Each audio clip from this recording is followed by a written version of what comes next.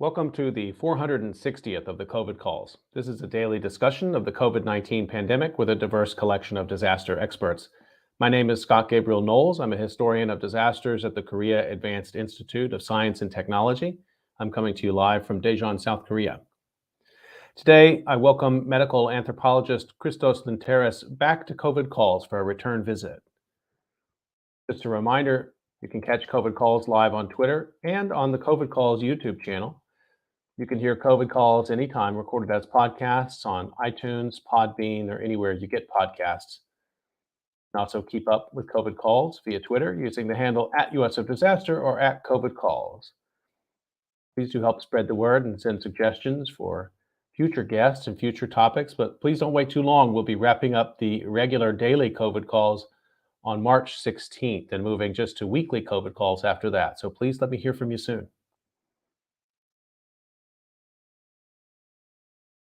I've been reading an obituary or a story of advocacy for those impacted by the pandemic. I'd like to continue that now.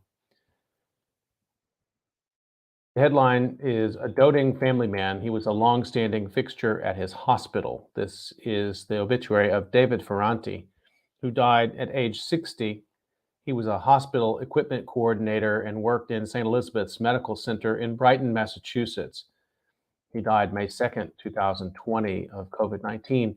David Ferranti was committed to his two families, both at home and at work. In his job on the engineering unit, he was really part of every team in the hospital, wrote St. Elizabeth's president Henry Bain in a note to employees. Harry Bain in a note to employees. He was always worried about his nurses and his departments having what they needed for the best care for our patients. Ferranti worked at the hospital for almost 42 years, and he loved every day of it, said his father, Savino Ferranti. St. Elizabeth's was treating many COVID-19 patients when David became infected with the virus, his father said, but it was impossible to say where he caught it. St. Elizabeth's had no further comment about his case at the time that this was written. Ferranti was a family man and the greatest son you can imagine, his father said. He had a wife, Susan, and a son, John. Ferranti worked in his garden and enjoyed walks in nature. He was a history buff. He was born in Wiesbaden, Germany. His father, a descendant of Italian immigrants, served in the military there, where he met David's mother, Renate. For his family, tragedy hit twice within weeks. David's aunt, Anne Ferranti, died of the disease a few weeks before David. The advice David would have given to anyone, said his father, is to stay safe, whatever it takes. The life of David Ferranti. This appeared in Kaiser Health News, published June 5th, 2020, and it was written by Katja Ritterbusch. I'm going to read a second one from this collection in the Lost from the Front Lines section of Kaiser Health News. Headline is "A Nurse for Whom Family Was Everything and Patients Were Like Family." This is the life of Kelly Mozzarella, who died at age 43. She was a clinical nurse manager at Montefiore Mount Vernon Hospital in Mount Vernon, New York. She died May 8, 2020 from COVID-19. Even as a girl, Kelly Mozzarella had her sights set on helping others. She turned this innate altruism into a 16-year career at a community-based teaching hospital. Karen Jedlicka was blown away by the care her big sister showed every patient. People would be going through the worst things in their lives, and she was just there for them, Jedlicka said. Mozzarella showed that same compassion with her husband, Ronnie, and daughters Haley and Christina. She never missed an opportunity to tell her daughters how proud they made her, Jedlicka said. In July of 2019, Mozzarella was diagnosed with lupus, an autoimmune disease that brought on painful bouts of swelling. She worked on and off through March, helping with the influx of COVID patients. She was diagnosed on April 2nd, 2020, and died 5 weeks later. Nicole Marsky, a lifelong friend, organized a GoFundMe for the family. She had such a love and a light that emanated from her, Jedlicka said. It's very comforting to know everybody felt the same way that we did. The life of Kelly Mozzarella, who died at age 43 in May of 2020 from COVID-19. This was written by Susanna Kavanaugh, published June 5th, 2020 in Kaiser Health News.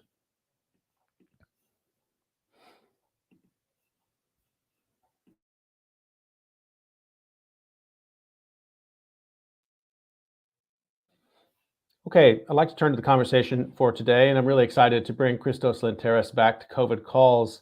He's a medical anthropologist and a senior lecturer at the University of St. Andrews in the UK.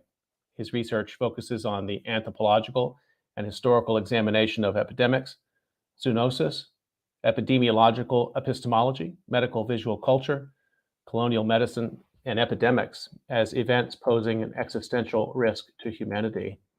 He has a new project, which will be ongoing until 2024, titled The Global War Against the Rat and the Epistemic Emergence of Zoonosis, which looks at the global history of a foundational but historically neglected process in the development of scientific approaches of zoonosis, the global war against the rat, which took place in 1898 to 1948. And you can keep up with his many other that and other projects by following on Twitter at Visual Plague, and he's been writing many other things at this time as well, which we'll talk about. CHRISTOS Lynteris, it's a pleasure to bring you back to COVID Calls. Thanks for coming. It's a great pleasure to be back, Scott, although it is, of course, not a pleasure that the pandemic continues since our last talk, which was, I can't remember the exact date, but it was 2 years ago. It was. I went back and looked. We talked, and Graham Mooney was on as well in that conversation, another great scholar. And we talked on September 8th, 2020. And the numbers, I didn't read the death totals for today, but at that time in the United States, 189,456 people had died. And it's now, the total in the US is nearing 1 million, isn't it? It's over 960,000. What is it looking like in the UK where you are? Well, I think the scientifically agreed number of the total deaths up until now is 180,000.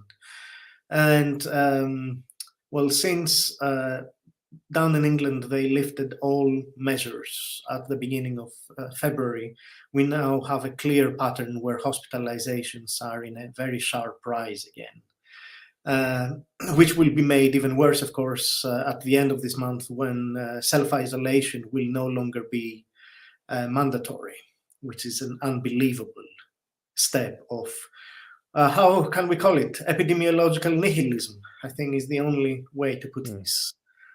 Yes. So that means if you have a confirmed COVID case, there's no requirement for any sort of isolation at all? Not at all. No. I mean, it's unbelievable. Now, we were chatting a bit before we started. I mean, it's not just there. I mean, South Korea has taken this pandemic as seriously as you could imagine any country doing. I mean, I moved here from the United States a year ago. It was two different worlds. People wear masks indoors and outdoors. They're very respectful of one another. They keep distance. Vaccination rate is 87%, even though they were very slow to get the vaccines. And yet, at the same time, I went to the shopping mall the other day. They had very stringent door controls, temperature checks, everything. And on the day that they set the record up to that point of Omicron infection numbers, it was all gone. They took it away. So the control mechanisms are moving one direction, down, and the infection rate's going the other direction. It's a cognitive dissonance that's left me misunderstanding, with a lack of understanding. Yes, and you have countries which have been very consistent in having very good COVID control measures, such as France, with COVID passes and masks. And I know you like the story of the day in the program, so I'll give you one. I was in France for 3 weeks doing archival research in colonial archives about plague and rats.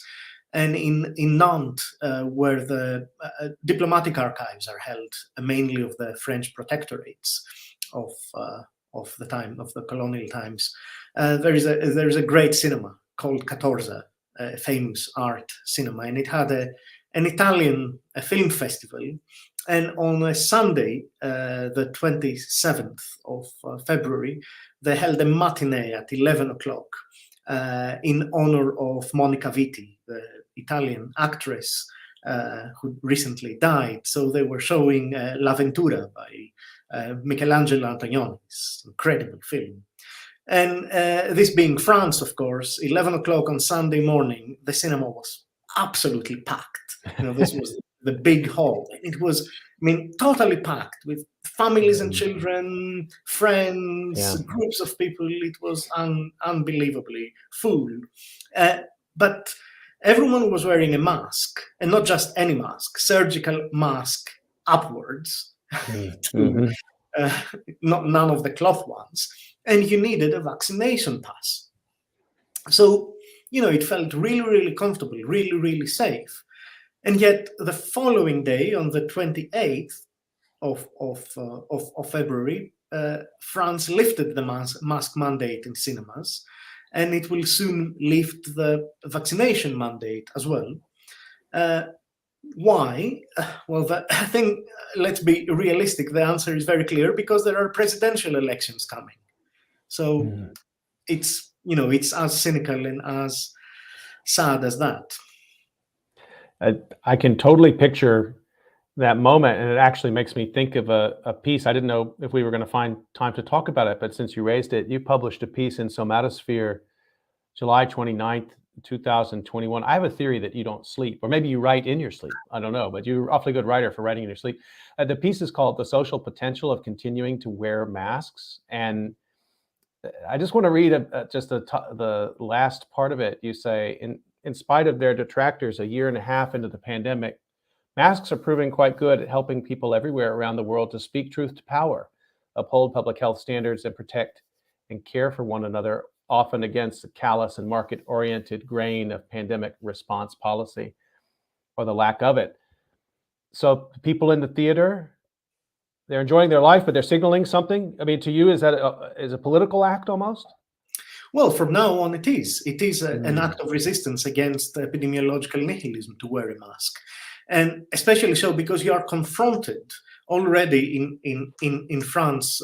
I haven't experienced this in Scotland because there is still a mask mandate. But in France, from the 28th of February, when mask mandates were lifted in several places, including restaurants, I was confronted by people like in the restaurant saying, well, you don't need to wear a mask anymore. And I saw other people being confronted as well. And, most people stood their ground and they said, well, I don't care what the law is. What I care for is to protect myself and others.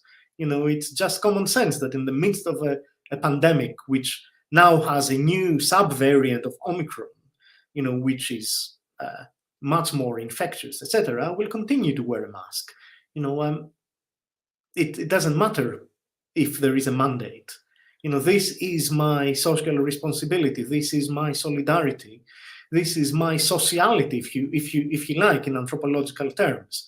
And I'm very surprised, when that Somatosphere piece was published, and to give you the context, what made me write this was that I had visited a kind of a square market, a farmer's market in a very nice town in the Highlands. And well, mask mandates do not exist for outdoor spaces, or did not exist in. I don't think they ever existed in Scotland. Definitely, they weren't in place at that time. But everyone was wearing a mask, and I said, well, this is so wonderful. When everyone is telling us throw the masks, that all these people are wearing masks in an open space. Now, I was really surprised.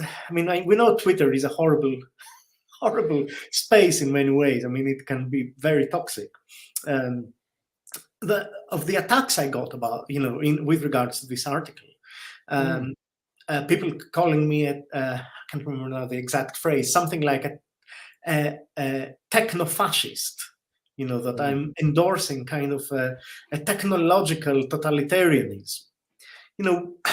Which is, I think, is really, really weird coming, especially from people, from the left, because surely the mask is one of the most democratic devices, in the context of any pandemic. If anything, the problem is that, in my opinion, once we had a clear image that this was a contagious pathogen, and we already knew that by the end of January 2020, governments should have made sure that there was a constant production of excellent quality masks made freely available to everyone. That would be the socialization of epidemic control, if you like, socializing epidemic control. It's not that wearing masks, it's the lack of free masks, excellent free masks for everyone, which is the problem.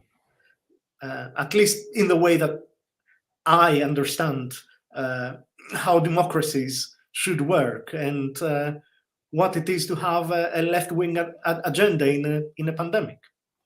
They did this, here in South Korea, of course, there was a recent tradition of wearing masks. And I mean, maybe you can attribute it in part to recent outbreak of the Middle East respiratory syndrome, for example, but mostly it's about the seasonal dust storms and it's about, pollution more generally. And people got mask rations early in the pandemic, and there's a high level of knowledge here about the different grades and types. I mean, I went on today onto the Coupang, which is a sort of a Korean Amazon equivalent. And they're available. You got to pay for them now, but they're readily available, cheap, and the highest quality ones you could possibly imagine. And so I say that because there's no cultural advantage here at all to making some sort of a stand on the mask, or if there is, it's so deeply subcultural it just doesn't rise to the surface. Maybe in some occupations or in some neighborhoods, I don't know, but it doesn't rise to the surface. And I'm surprised, so it tells me yet again, that this pandemic is playing out in so many different ways around the world, but pre-existing cultural ideas in this case around wearing a mask had a lot to do with how people were going to politicize some parts and not others. Yes, well, David Napier, who is a medical anthropologist at the UCL, published a really interesting article in Le Monde Diplomatique last week, where he says, and it's really provocative as a statement, but I really like it. He said that pandemics are social phenomena with biological impact, not the other way around. And that is absolutely true. An infection is a biological phenomenon, but a pandemic is a social phenomenon with a biological impact.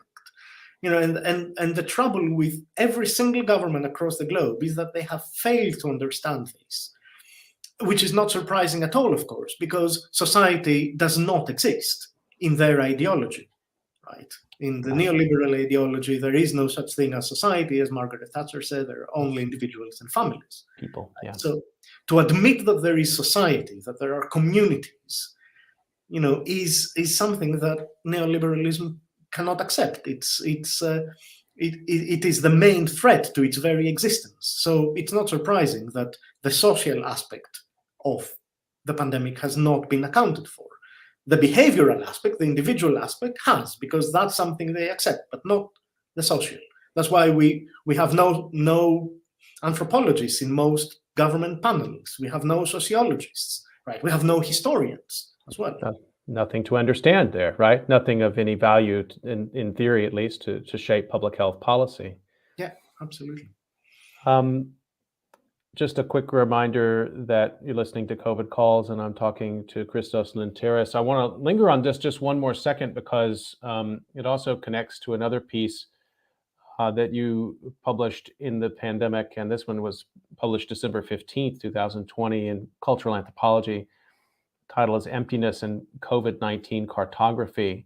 I'm working backwards from how I thought we were going to talk in this discussion today, but we're going to get everything in, I promise. But this piece is also pretty extraordinary because you noted some interesting patterns, visual representations of the impact of the pandemic and absences.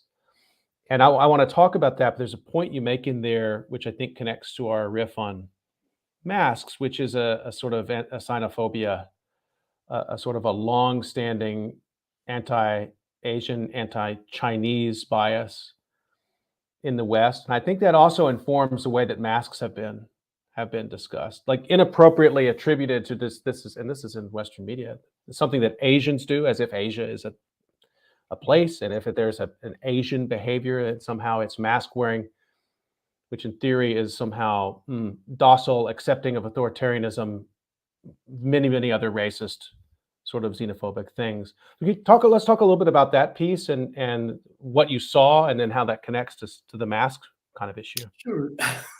Yes, so that piece was about these satellite images of China during the first lockdown, China's first lockdown in February, January, February 2020, and how the pollution over, central and North China had supposedly disappeared because of the lockdown.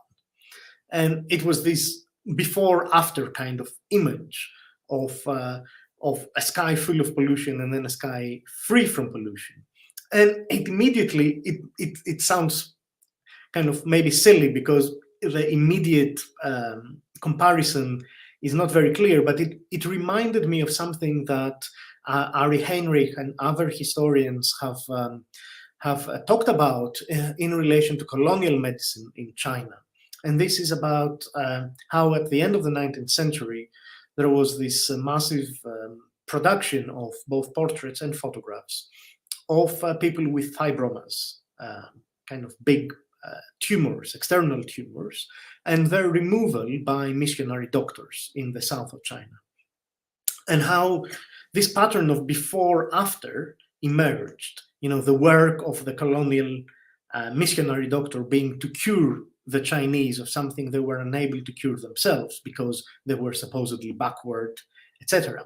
Now, what is very interesting in these photographs, as Ari Heinrich has argued, is that together with the tumor, what is missing in the after image, the healed image, is the queue, the Manchu queue. So they've cut the queue, so they have designified the patient, freeing him, because it's the Q is a male trait, of being backward or whatever the colonial missionaries saw the Chinese as being. Right. Now, I think this is throughout this pandemic we've seen once again, like we saw during SARS in 2003, a huge horrific wave of xenophobia. But what I have argued in another paper, it's a chapter in a volume edited by Frank Bille and Soren Urbanski on yellow perils. There is a danger there in comparing the way in which xenophobia and the fear of epidemics were connected under xenophobic narratives in the West during, say, the Third Plague pandemic, or at the end of the 19th century, the beginning of the 20th century, and in the 21st century. Of course, there are many similarities, but there is one key difference, I think, and this is their political ontology. So back in the 19th century, when we have the Third Plague pandemic, which spreads across the globe, and the Chinese are accused as being, well, first of all, China is accused as being the origin, not in the the phylogenetic sense, but in a cultural sense, is what produces plague. And then Chinese immigrants are accused of spreading it and harboring it in Chinatowns across the globe. Now, this forging together of xenophobia and a fear of epidemics relies on a perception of China at the time as an empire that is in decay. After the Opium Wars, the Qing Empire is seen as kind of sick, as both an empire and a civilization which is decaying, and a race in this racist colonial narrative which is degenerating.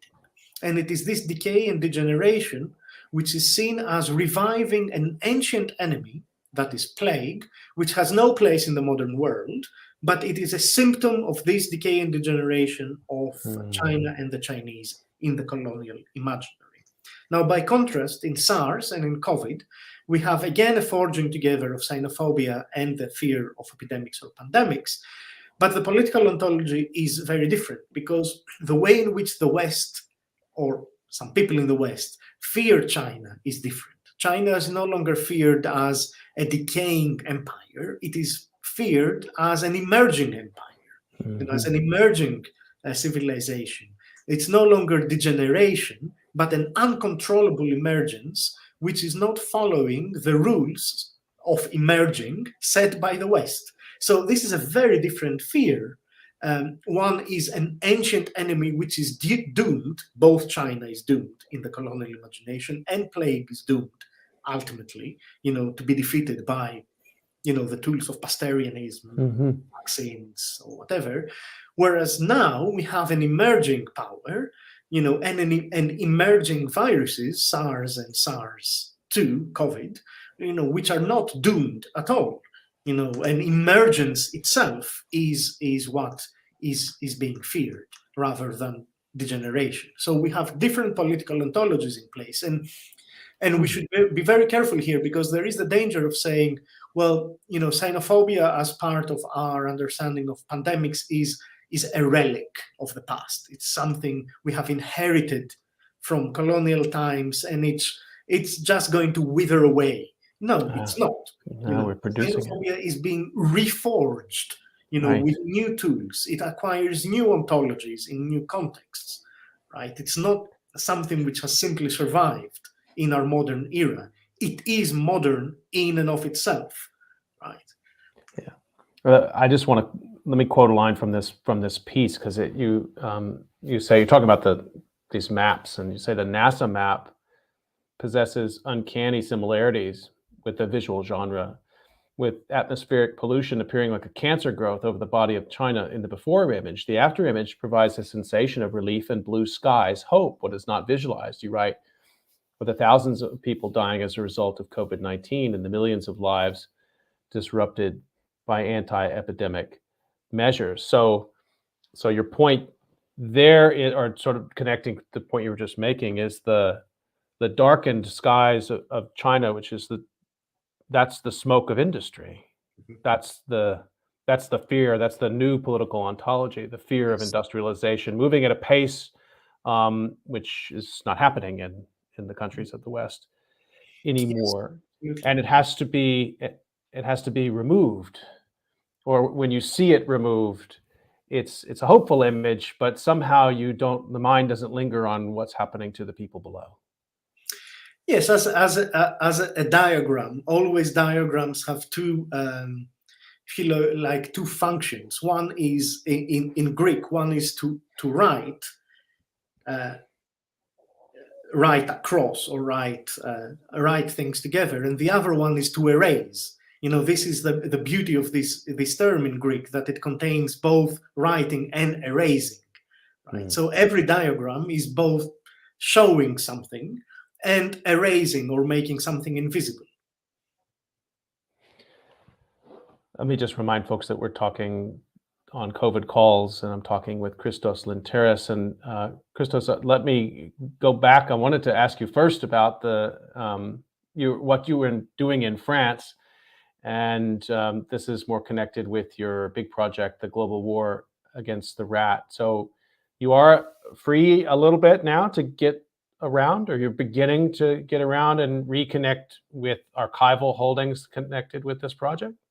Yes, finally, and we are very lucky that the Wellcome Trust has granted us a year's extension to 2025 because of the delays caused by the pandemic. But now all members of the project are on research, properly speaking. So in South Africa, in Brazil, I was in France, and I'm leaving for Argentina soon, and our PhD student is leaving for Sri Lanka soon. So it's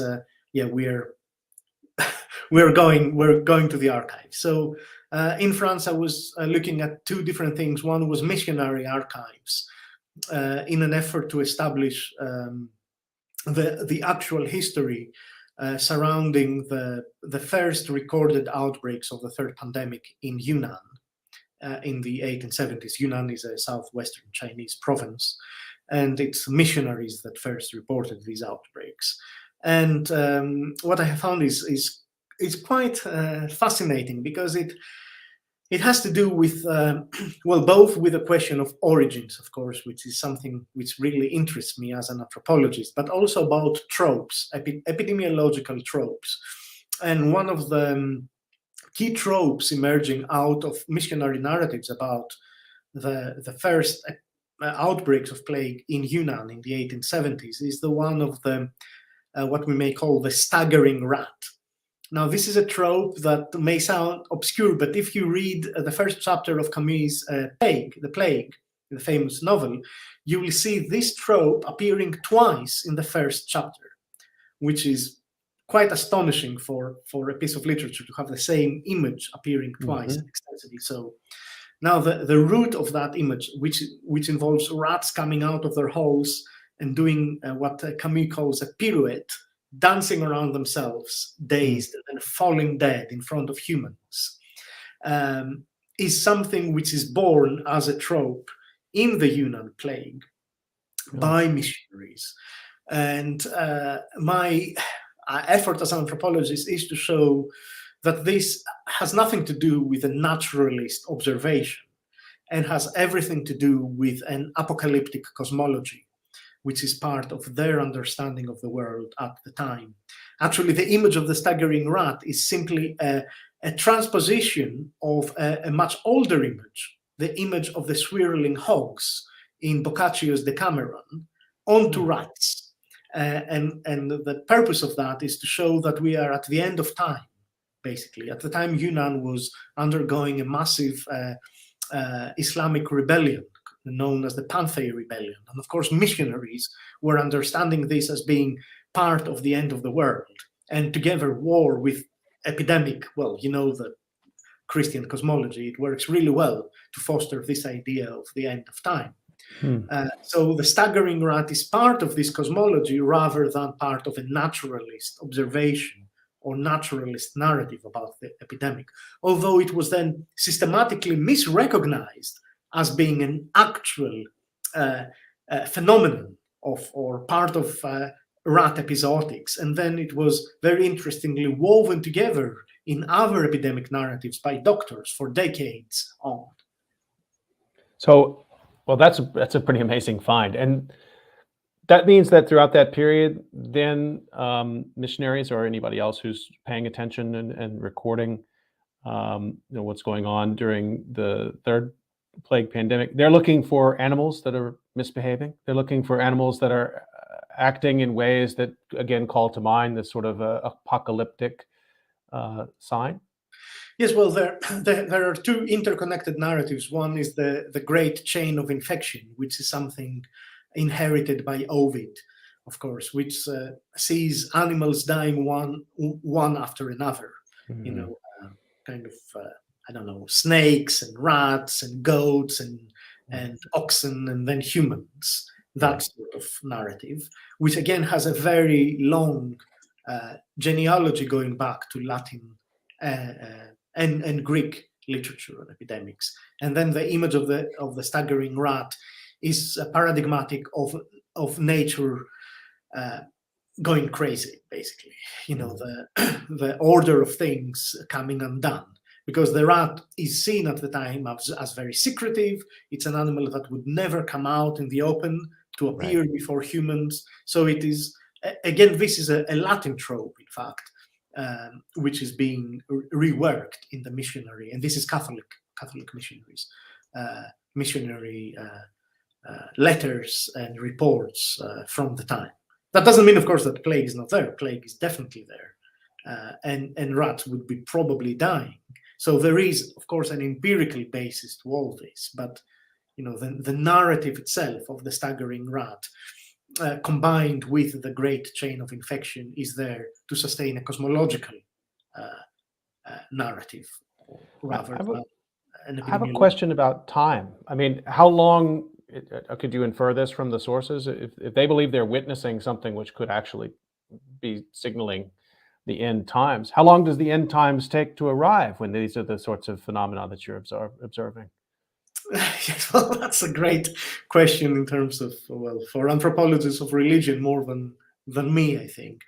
You know, I've written about the end of time and apocalyptic thinking in my book on human extinction. I'm still not 100% sure I got that right, the questions of temporality, but I think that this is very flexible, Okay.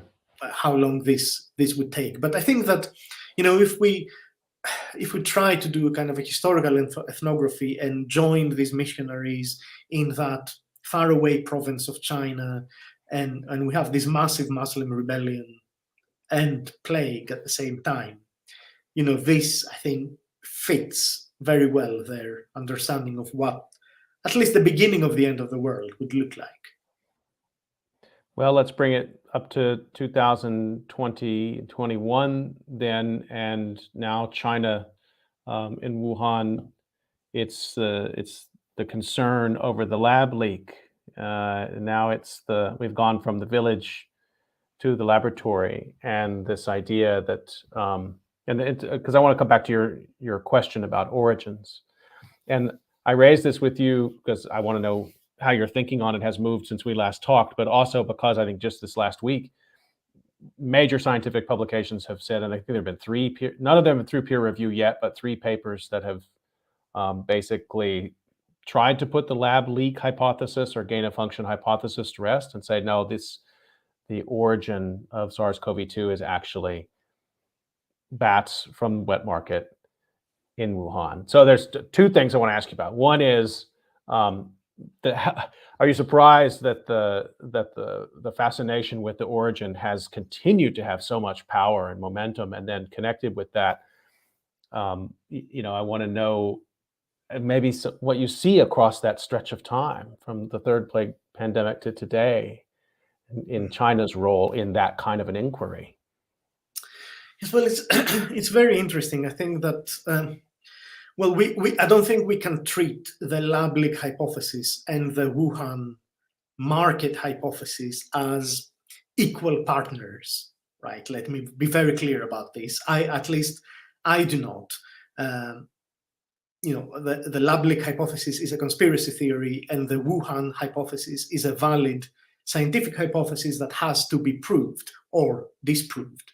I don't think the lab leak hypothesis is a valid or a genuine scientific hypothesis. It's just a conspiracy theory. I just have to be very clear about this.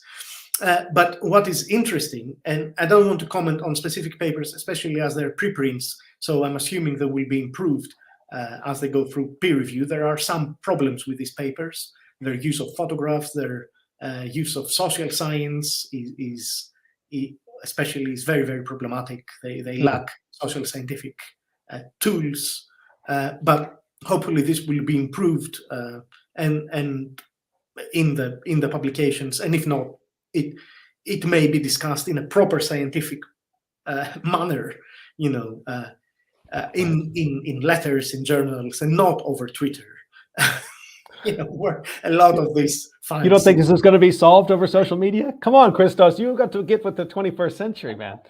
But I think that as an anthropologist, well, in my place is not to say, well, their data are correct. Well, I can talk about the social scientific methods, but it's not up to me to say that they're analyzing data correctly or not. I'm not an epidemiologist. I'm not a life scientist. What is of interest to me is how these systems, these two hypotheses, the lab leak hypothesis and the Wuhan wet market hypothesis, throughout this pandemic have maybe, well, not intentionally, of course, but they have as a social fact, they have come to form a system of oppositions, a system of dialogue, and a system of what I've elsewhere called an imperative ontology about the origins of this pandemic. And what I mean with imperative ontology is that rather than what this epidemic or what COVID is, what COVID must be, right? And I think this is in itself, this cluster, this system of oppositions and which is fostered by the infighting, especially on social media, is creating something which is very interesting to study from an anthropological perspective, because it has to do, of course, with the passion for origins. Now, the passion for origins, it's not me who says that, it's, there is a very long literature on this. Sure. It's something which is an anthropological trait which we see throughout societies, which in their vast majority are founded upon myth origins, right? So this idea of origination, this idea, first of all, that the beginning of something is important or is more important than the continuation of that phenomenon, and that the beginning, the birth of something, the moment of emergence defines how this phenomenon will develop, is something which is, well, it's not exclusively part of Western thinking. It is a much broader anthropological trait which takes different forms and shapes in different societies. But in Western scientific reasoning, let's say, is something which becomes very perplexing, right? Why would the origins be of such, if you like, quasi-metaphysical importance for a phenomenon? Of course, the origins are important. It's very important to understand how COVID emerged, right?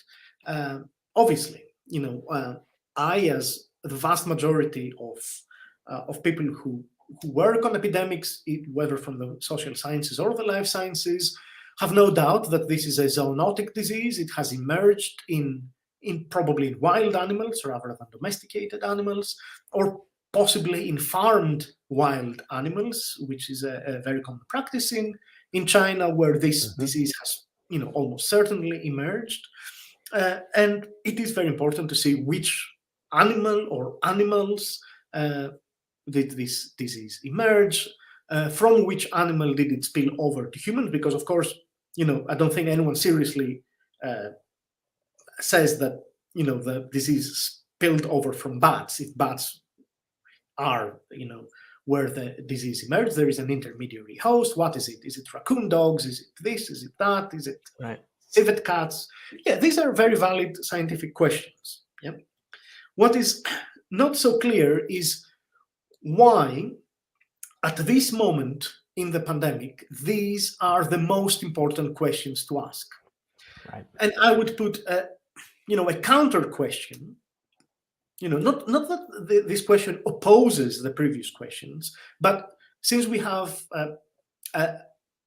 unavoidably systems of funding and systems of press coverage which prioritize different scientific aspects of COVID, I would think that what I'm going to talk about now should have priority over the origins question. And this is the anthropozoonotic aspect of the disease right now. The way in which the disease has spilled over from humans to wild animals, such as deer. Right. Yeah? And we now know that it is spilling back from these animals. At least we have one case where this has happened in Canada. So, well, if you have one case, it's improbable that we don't have more. Back to humans, and how SARS-CoV-2 is creating what we may call deep reservoirs in wild animal populations across the globe without anyone seriously monitoring this.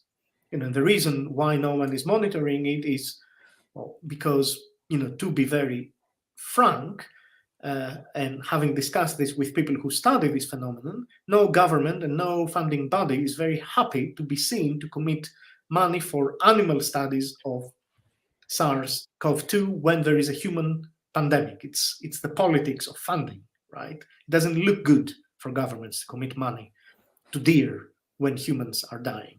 Sure. But this is a very, very short-term thinking, because if SARS-CoV-2 establishes deep reservoirs across wild animal populations in the US, in Europe, in India, in you name it, doesn't matter, then the possibility of having new mutations within these populations and between populations of different animals where mutations are more likely to happen, and then new coronaviruses emerging and spilling over into human populations is vast, and would signal, if this is happening, I dare say this, I know it's risky, a new epidemiological era, right? An era of constantly emerging coronaviruses, right? And there is a very short window of opportunity to properly try and control this. We're probably past that already, but at least we can try and put the proper systems of surveillance in place to properly understand what's happening in these wild animal populations, rather than being so obsessed with the origins of this disease 2 or 3 years ago. I think the priority is the future, not the past. And the past, that particular past, well, it may help us understand the future, but its use is rather limited, I think, in this case, when we know that this virus, so many animals are susceptible to this virus, and it is spilling back to them. There's so much in what you were just describing, and the anthropozoonosis phenomena. One question is, are there historical examples of this at scale? I mean, where you can actually see a virus moving from human host to animal, and then mutation, and then coming back into human host, or it's mostly hypothesized at this point? It is, I think, hypothesized at this moment. What we definitely have is, which is a very different story, of course, because it's a bacterium. It's the introduction of Yersinia pestis plague in the USA. Right? USA did not have Yersinia pestis before 1900. It was introduced with rats on boats, and then it didn't stay with rats. It spilled over to wild rodents. Yes, and now we have endemic plague amongst wild rodents in the US, up until more or less the Rocky Mountains line. Now, of course, we don't have outbreaks of human plague in the United States all the time. We have very small outbreaks, limited outbreaks, and that has to do with very good surveillance system, very good public health system by the CDC focusing on plague, and a good awareness in the areas where plague is endemic of what animals have it, right? But plague is a rather stable, it's a very, very stable pathogen, bacterium. It's something we understand pretty well. And so it is this knowledge which allows us, to know what to do with it. So we have campaigns, public health campaigns of vaccinating, or throwing pellets of vaccination for different wild animals where plague may be spreading, at this moment, say in Colorado. So there are public health programs aimed at containing this disease amongst wild animals. Right now, we don't have any public health programs aimed at either understanding or controlling the spread of SARS-CoV-2 among deer or any other wild animals in the US, let alone in other countries where there is no economic capacity right now to perform such studies. Do you think that's I was about to frame a question making you choose one or the other. So I guess it's more like what's at play here. But I mean, coming back to the earlier part of our conversation, that there's, even if policymakers, many are moving away from the idea of lab leak. It's still alive in the United States, this idea, but they might not move away from their cultural commitment, again, as we were discussing before, to the idea that this is an exotic disease. And so we must focus on the origin story, because it's actually culturally and politically very important that it come from Asia, that it come from China, but particularly at this moment. And so scientists will be caught up in this, because if this is the political posture, if this is where the funding is coming from, it will be very hard to actually frame it in the ways that you've tried to just frame it, as a very important epidemiological public health issue that requires that we actually look at deer population in the United States. There's nothing exotic about that. That's the least exotic thing you could possibly imagine. Deer roaming around backyards in New Jersey as the possible source for the next SARS variant. And so I don't want to go too far with that, because I don't know how to prove that, but I'm fascinated by that concept. No, I think you're right. I read a tweet recently by one of the advocates of the Wuhan hypothesis. Who's a great scientist. But I found the tweet rather problematic in that it was saying that, well, wet markets or wild animal markets are like the handle in Soho. In the famous Jon Snow cholera case. We need to remove the handle, and this is indicative of scientists, I have to say, being not willing to think things through in a social scientific manner. The wild animal trade, wet markets are not simply a handle that can be removed. They are incredibly complex economic and social relations. You cannot ban a social relation, right? You cannot extract it like it's a rotten tooth. You cannot take it away like it's a pump handle. You have to work with it. First of all, you have to understand it. We need ethnographies of wet markets. We need ethnographies of wild animal markets, and there are. Frederick Keck in Paris has a great project on that. But we need, many more, and we need, a much better sociological understanding and economic understanding of what's happening on the ground. And once we have the data, and we have some sort of clear understanding of the situation, then we can start thinking about intervening, in meaningful ways, not in ways that are that are going to lead to famine, or to a black market in wild animals, which will be even more uncontrollable. And Lyle Ferranti and I, at the very beginning of the pandemic, wrote about this, how dangerous it would be to completely ban these markets. You will just drive them underground, right? And there the risk is much, much higher. So, we need to understand that there is a thing called society. And epidemics and pathogens emerge within social and interspecies relations, which themselves are social relations. And if we want to have an intervention in order to prevent the next pandemic, because that's the narrative, that, if we ban wet markets, there will be no next pandemic. Right. Well, even if that were true, which is very naive in my opinion, there is going to be a next pandemic no matter what. This is just the order of nature. But even if that were the case, then we need to understand what we're intervening on and in before we do, right? Scientists need to start thinking sociologically, ethnographically, and anthropologically, because at least the social sciences, we are really trying to think or to understand how scientists reason, how they use data. We take them seriously. It's time that they take the social sciences and the humanities seriously too, and forge meaningful collaborations. Well, we've really got our work cut out for us, don't we? I mean, I was just thinking of it's a little bit of a tangent, but the pandemic film Contagion, which everyone knows, and how that film works as a search for origins in reverse, right? I mean, that last sequence, I don't know if you've seen the film or the film, but the last sequence is almost it's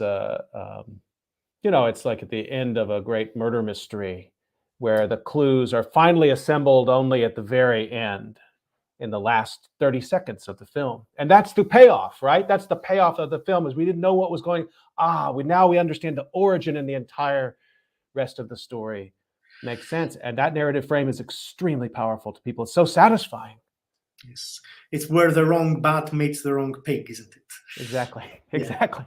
Well, that's the problem, that epidemiology, or the study of epidemics, needs to be radically decolonized. It needs to get rid of the smoking gun, the pathos for the smoking gun, the Sherlock Holmes attributes to it, and to echo or to quote Lucas Engelman, who's done a great study about this in historical times, at the beginning of the 20th century. It needs to really become reflective, epistemologically reflective, in order to understand a very pervasive phenomenon in epidemiology, which Lucas Engelman has called epidemiological casuistry. Right? Working back on the basis of cases, which we all know, have a certain element of casuistry there, Right. just in order to make everything cohere and everything come together. Generally speaking, anthropologists would say that things don't come together, right? Things don't make sense. When you see too much sense or things coming too much together, you should be very, very suspicious of your own narrative.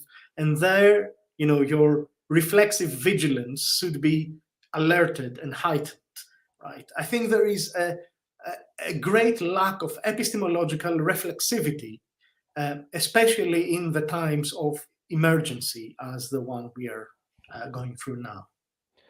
Well, I know that you have other things that you have to get to. I could keep talking to you all day. Every time I talk to you, I learn more and more. And I just want to remind folks that you've been listening to COVID Calls, and the next COVID Calls will be on Wednesday, March 9th at 8 p.m. Eastern Time. I will be talking to historian of disasters, Mark Healy. So please do join me for that. And let me once again thank my guest, CHRISTOS Lynteris, for your generosity of time and ideas today. Great to be with you. Please promise to come back again. COVID Calls will move to a different format, but I'll still be doing calls, and I hope we get a chance to visit again, CHRISTOS. Thank you, Scott. Yeah, it would be a pleasure. Stay healthy, everyone, and we'll see you next time on COVID Calls.